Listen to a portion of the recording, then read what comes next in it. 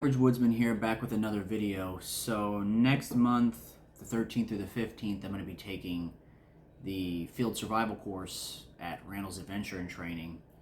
And I just kind of wanted to talk a little bit about it, what I've read, because they do have a description on their website, and also kind of the gear that you're allowed to take, or what they tell you that you're allowed to take, or lack thereof. Basically, you're not really allowed to take much gear. So the field, from what I've read and the description that they have on their website, is that it's not an easy class. It's an extremely challenging class, both physically and mentally.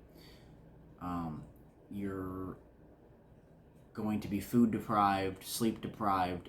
They have hours of PT apparently when you first get there to kind of test you and stress you and put you through a lot of stress. The description, you're allowed to bring a knife, a ferro rod, a compass, and pace beads, which are optional. You have to bring a compass. I believe it's a base plate compass with a mirror, if I remember correctly. And then you're also allowed to bring a metal container, or it just says container in the description. So these are the items I'm going to bring for the class. So I'll start off with the knife. I'm going to bring my Bravo 1. Now there's a couple reasons. One is just because it's one of my favorite knives that I've had for literally for years. It's robust enough. It's just about the right size, in my opinion.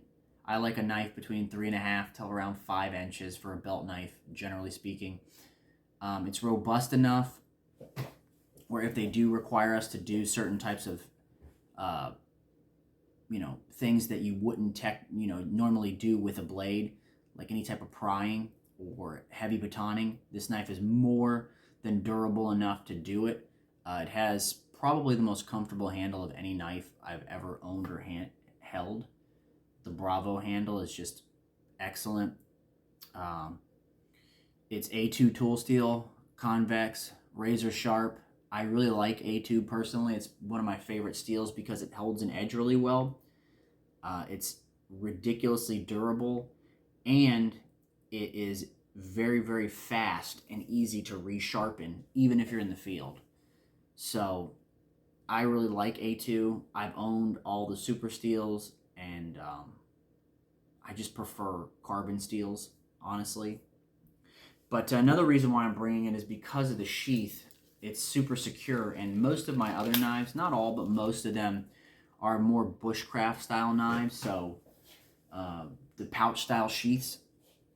And this one's more secure. So not only does it have the strap, the button strap, which is really, really secure, then also it's not coming out of here. Like, you have to actually physically remove it out of there. It's in the sheath really well. I could carry it scout style or just horizontally on my side. So, and another thing, it has a very, very sharp 90-degree spine on it, which means I don't have to carry a striker with me on top of my ferro rod. So that kind of brings me on to my next one, a ferro rod. I'm bringing the biggest ferro rod I own.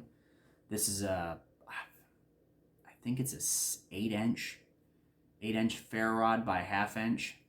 I'm just gonna throw it in my pocket since we're not allowed to have like backpack or anything like that. So I'm just gonna throw it in my pocket, in my cargo pocket, and that's kind of that. Nothing special about it.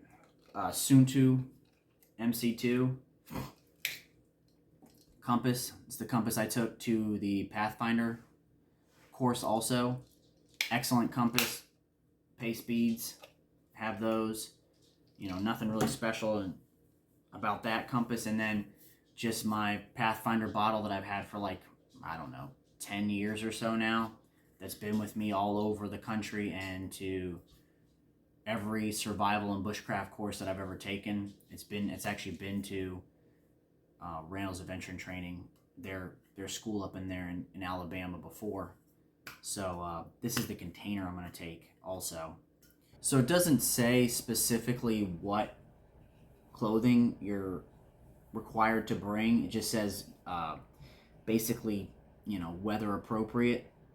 When I took the advanced bushcraft course last year, it was around this time frame. So it was pretty nice during the day, and then it got kind of chilly at night up there in the mountains in Alabama, in northern Alabama. So I'm not exactly sure what clothing to bring. I'm going to bring as much as I possibly can, as many changes of clothing as I can, and see what they allow me to basically bring in and use. I'm going to bring plenty of lightweight clothing that I can get wet and get sweaty in. I'm going to bring my Falraven trousers. I also bought a pair of Keen boots specifically for this. They're like a hiking, almost like a hiking shoe. They're a little bit taller than like a traditional hiking shoe, so they're kind of in the middle between a boot and a shoe, and they're really lightweight, breathable, and they're non-waterproof because I have read in all the videos I've watched on this, everyone says that you get wet. So I want something that's going to dry quickly and be breathable. And then I'm going to bring extra underwear, extra socks, and then probably I'm going to bring a decent jacket or maybe one of my wool sweaters for at night. I'm not sure exactly how it's going to work, if we can do that, like have jackets and things like that, if we're not wearing them during the day. I'm not sure about any of this, so I'm just going to kind of wing it and bring as much clothing as I possibly can and see what they allow me to use. But that's pretty much it, guys. Just kind of wanted to talk about the class that I'm going to be taking next month, show you the limited gear that they allow us to bring, but what I'm going to bring specifically. And once I do the class, I'll do a follow-up review of it and talk a little bit about it, and roll in some photographs from it and maybe some videos.